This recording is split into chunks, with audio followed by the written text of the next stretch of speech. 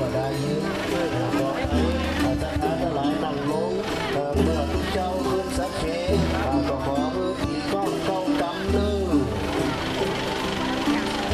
สักเคกาเมจังลงเตเกเมเสกาลันตาเนจันตาลิเควิมาเนเกเปลาเตจาลาเมตาโลวานาคาเนตามาวะโตปะเยเกเตบุมาภาคโยจัตโตโลกัปปะลาลาจายามาตาเลยะเปตายโยโพธิสัตตวังคัตายโยอะเลยะโตยาวะปะลัมปะลาเอมัสสมิโสจักกวาเลโสเทวะตายามุเทวะลาวันจานังสาโนโนโตนันโตธัมมาสวนาคาโลอะยามปะทันตาธัมมาสวนาคาโลอะยามปะทันตาธัมมาสวนาคาโลอะยามปะทันตา ถ้าหวังว่าพระมุนจะเลก็พอดีก็เลิกมังกาลาสัมโพโตสัมโพโตเทปะโพตโมโพธามังกาลามาคัมมาสัมปะโตคาปะมุนจะเล อาติโยจานะมายังปัสสะโตโยติโตทันเจ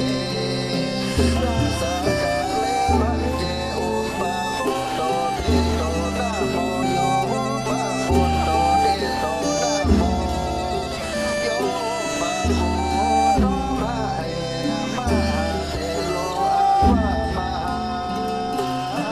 อัมพะพระมหาโตไตรอรหันตังอันเป็นอรหัน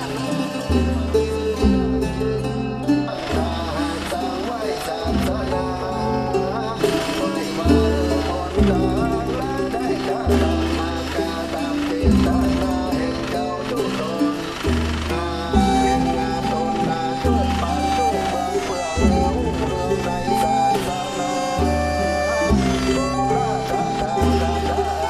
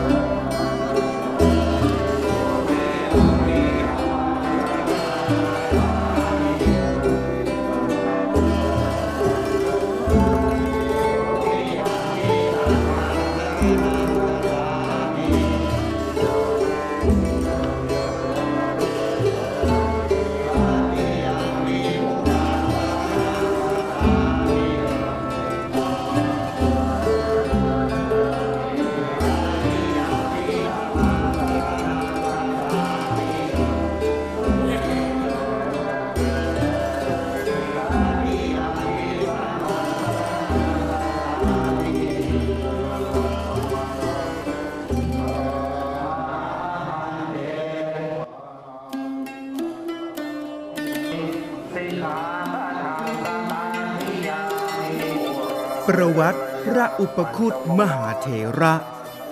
พระอุปคุตมหาเถระผู้ทรงฤทธิ์พิชิตพญามารปางฉันภัตราหารพระอรหันต์ผู้สถิตยังสะดือทะเล พระผู้อุดมด้วยเมตตาบารมีคุ้มภัยพิบัติกระจัดอุปสรรคอันตรายทั้งปวงและบันดาลโชคลาภเงินทอง พระอุปคุตมหาเถระชื่อเต็มของท่านคือพระกีสนาคอุปคุตมหาเถระเป็นพระมหาเถระสำคัญองค์หนึ่งในสมัยพระเจ้าอโศกมหาราชประวัติของท่านปรากฏอยู่ในจารึกพระเจ้าอโศกซึ่งเขียนขึ้นเมื่อ100 กว่าปีหลังพุทธปรินิพพานและยังปรากฏอยู่ในพระปฐมสมโพธิกถา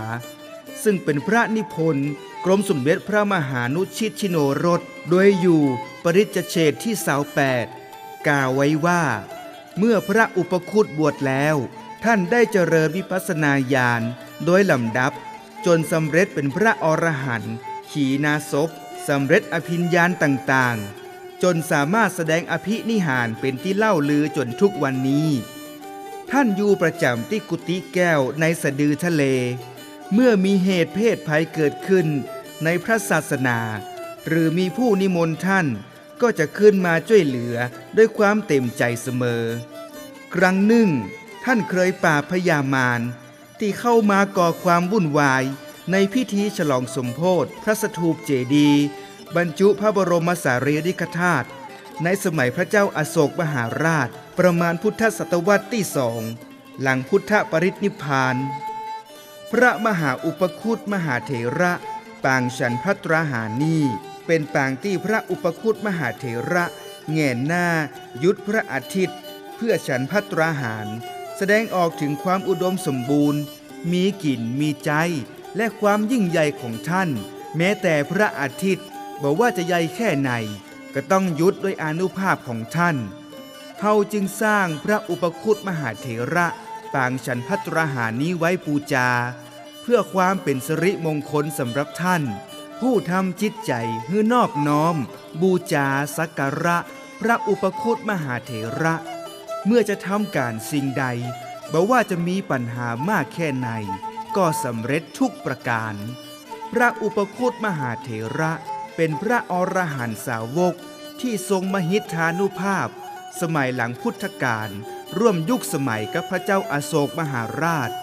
กษัตริย์ผู้ยิ่งใหญ่พระอุปคุตมหาเถระเป็นยอดแห่งธรรมกถึกผู้เป็นเลิศแห่งการแสดงธรรมท่านตั้งความปรารถนาที่จะอยู่รักษาพระพุทธศาสนาให้ครบ 5,000 ปี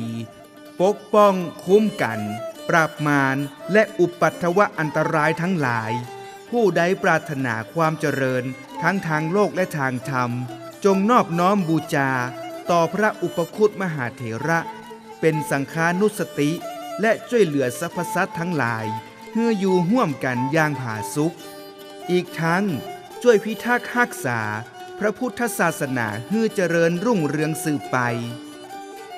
คติความเชื่อเกี่ยวกับพุทธคุณของผู้ที่บูชาพระอุปคุตมหาเถระเชื่อว่ามีพุทธคุณโดดเด่น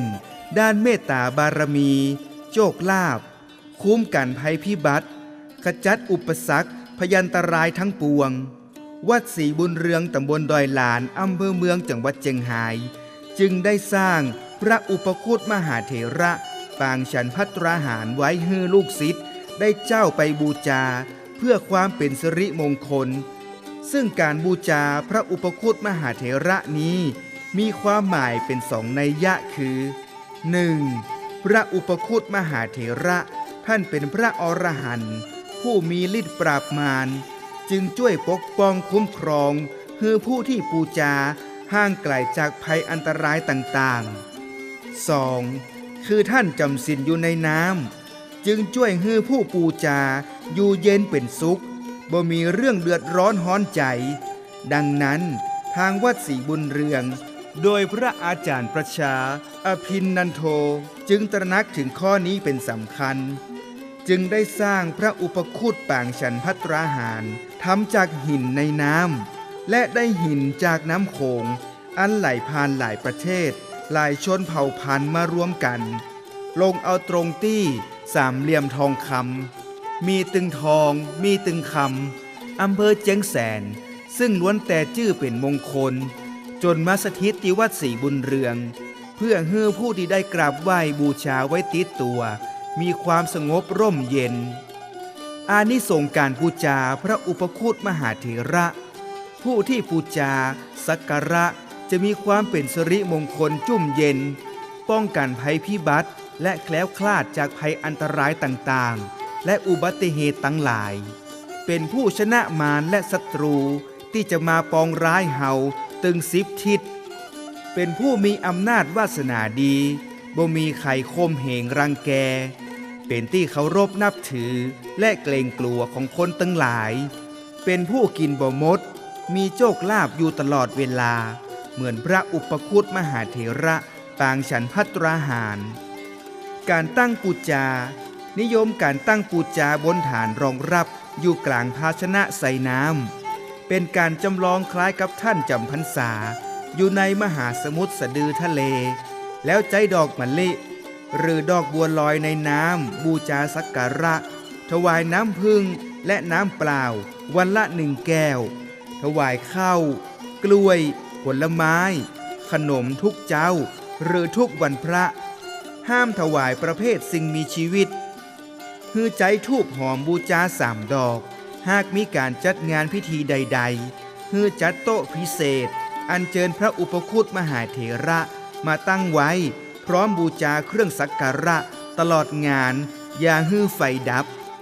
คาถาขอลาภพระกีสนาคอุปคุตมหาเถระพระอรหันต์ผู้สถิตยังสะดือทะเลพระผู้อุดมด้วยเมตตาบารมีคุ้มภัยพิบัติขจัดอุปสรรคอันตรายทั้งปวง และบันดาลโชคลาภเงินทองฮือตั้งนะโมสามจบ แล้วตามด้วย อุปคุตโค จะมหาลาโภ พุทโธลาพังสพเพชนา พระหูชนา ราชาปุริโส อิทธิโยมานัง นะโมโจรา เมตตาจิตตัง เอหิจิตติ จิตตัง ปิยังมะมะ สเทวกัง สพรหมกัง มนุษย์สานัง สภะลาพัง ภวันตุเม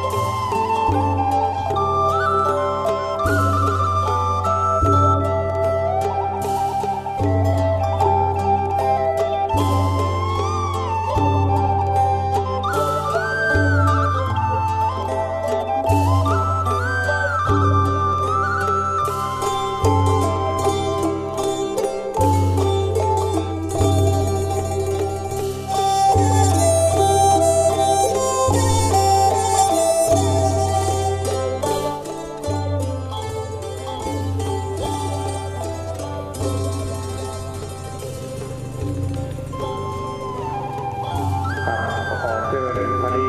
เจ้าภาพเจ้าเข้าในดาบตำรวจสุรนันตังซึ่งเขาเอาไว้ยกตัวเป็นประธานในพิธีบอกเป็นเจ้าสภาเจ้าเข้า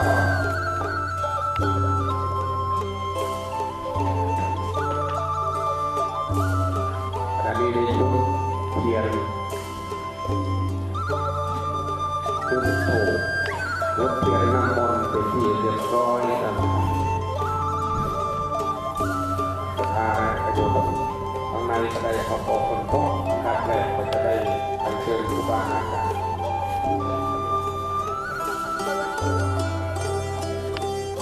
สาธุสาธุนะโมตัสสะภะคะวะโตอะระหะโตสัมมาสัมพุทธัสสะนะโมตัสสะภะคะวะโตอะระหะโต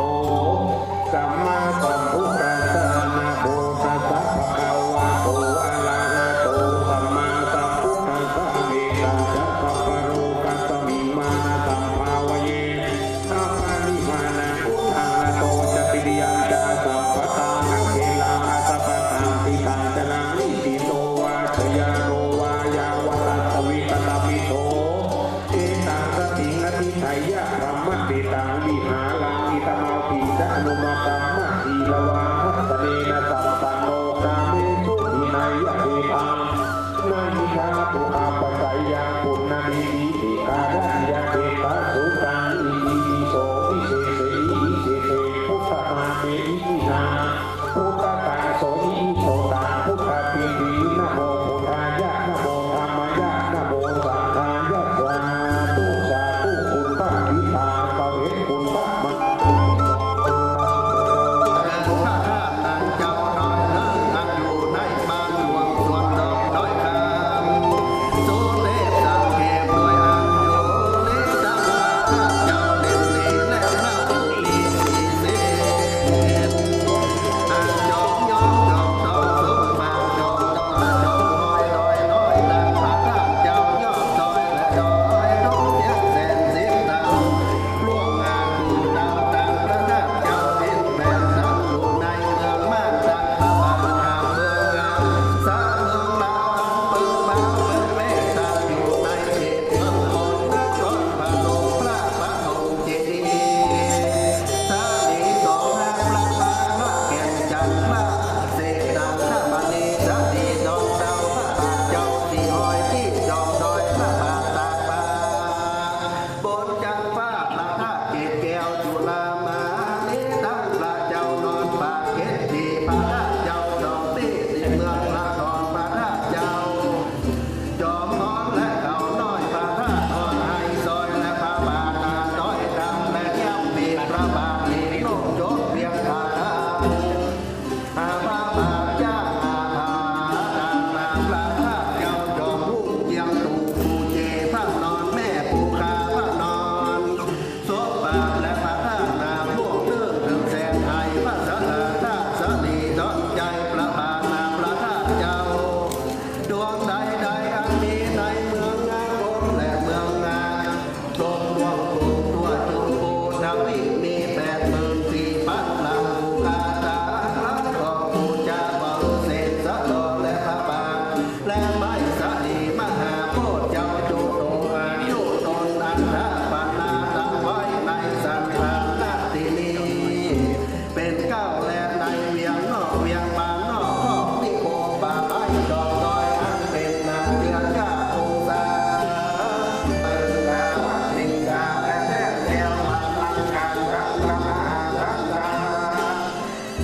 อาภาการเลี้ยงแห่งการเลี้ยงแห่งงามราอาตาราราตันและพระอริยสัจเจ้าตามมาแบบนี้พระอัญญาโกตัญญาเอกเจ้าตนเป็นอาคาสาวกะสีติสาวกะเอตัสสะทานันตระวิเศษนา มีพระมหากัจจายะเถระเจ้าเป็นประธานและผู้มาจันเจ้าจุ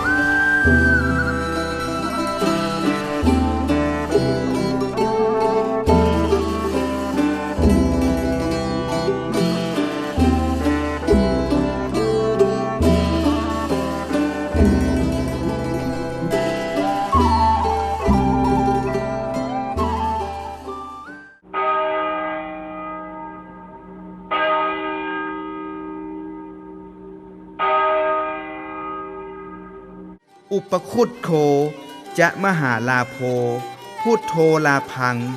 สพเพชนา พระหูชนา ราชาปุริโส อิทธิโยมานัง นะโมโจรา เมตตาจิตตัง เอหิจิตติ จิตตัง ปิยังมะมะ สเทวกัง สพรหมกัง มนุษย์สานัง สภะลาพัง ภวันตุเม